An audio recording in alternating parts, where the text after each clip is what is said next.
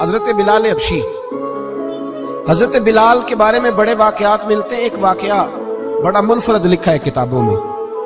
حضرت بلال سے لوگوں نے کہا آپ نبی پاک سے متاثر کیسے ہوئے؟ تو جناب بلال کہنے لگے میں زیادہ لوگوں کو، مکے کے لوگوں کو جانتا ہی نہیں تھا، چونکہ میری ڈیوٹی تھی گھر میں کام کرنے کی، اور مجھے سخت سزا ملتی تھی امیہ بن خلف کی طرف سے. بلکہ تحقیق یہ ہے کہ یہ عبداللہ بن جدعان کے غلام تھے. امیہ بن خلف نے تو جب انہوں نے کلمہ پڑھا تو پھر خریدا. عبداللہ بن جدعان کہنے لگا میں فارغ نہیں، آپ لے لیں، آپ اس کو سزائیں دیں. تو کہتے میں ان کے گھر میں ہوتا تھا، تو میں تو زیادہ لوگوں کو جانتا ہی نہیں تھا، کبھی مجھے موقع ہی نہیں ملا تھا باہر نکلنے کا. ہماری غلاموں کی کوئی زندگی نہیں ہوتی تھی. آج تو ہر آدمی کہتا ہے نا میں کچھ چودھری سے لے کے کھاتا ہوں. یہ جو تیرے اندر حوصلہ ہے نا، یہ میرے رسول نے تجھے عطا فرمایا ہے، یہ میرے نبی نے تجھے دیا ہے، ورنہ تو غلام بکا کرتا ہے. یہ حوصلہ تجھے رسالت مآب نے دیا. حضرت بلال کہتے ہیں میں ایک دن مجھے بخار چڑھ گیا بڑا تیز، میں لوگوں کو جانتا نہیں تھا. فرماتے مجھے تیز بخار چڑھ گیا تو ٹھنڈ بڑی سخت تھی. میرے مالک نے مجھے کئی کلو جوں دیے پیسنے کو چکی پہ.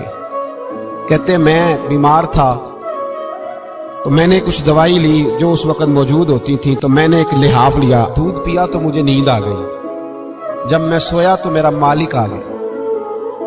اس نے آ کر کے مجھے سوئے ہوئے دیکھا تو کھینچ کر کمبل اتارا، رضائی اتاری، لحاف اتارا. کہنے لگا اب تیری سزا یہ ہے کہ تو کھلے میدان میں بیٹھے گا، وہاں چکی پیسے گا، اور دوسری سزا یہ ہے کہ تجھے قمیض پہننے کی بھی اجازت نہیں. حضرت بلال کہتے ہیں تیز بخار، ٹھنڈ کا عالم، اور جب میں چکی پیس رہا تھا تو رو رہا تھا، اور میں پوچھ رہا تھا خدایا ہمارے نصیب، اللہ ہمارے مقدر ہے جرم ضعیفی کی سزا مرگ مفاجات. سیدنا بلال حبشی رضی اللہ تعالیٰ عنہ فرماتے ہیں میرے دروازے کے قریب سے رسول پاک گزرے اور مجھے ہائے ہائے کرتے دیکھا تو دستک دی.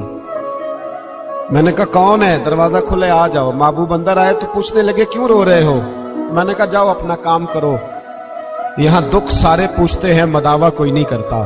یہاں تقریریں سارے کرتے ہیں، حقوق غریباں پر بات سارے کرتے ہیں، مداوع کوئی نہیں کرتا. جاؤ اپنا کام کرو. کہتے ہیں میں نے سخت جملے کہے معاذ اللہ. حضور چلے گئے، اور جب حضور جا رہے تھے تو میں کہہ رہا تھا بس جا رہے ہو نا، میں نے پہلے ہی کہا تھا جاؤ.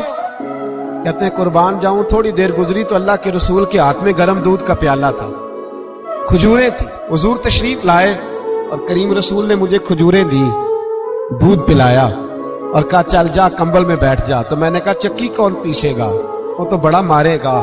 کہتے ہیں لوگو اس نبی کا میلاد اور معراج بھول نہ جانا، اس رسول پاک کی محبتوں میں کمی نہ آنے دینا، اس محبوب کا نعرہ ساری دنیا میں لگا دینا.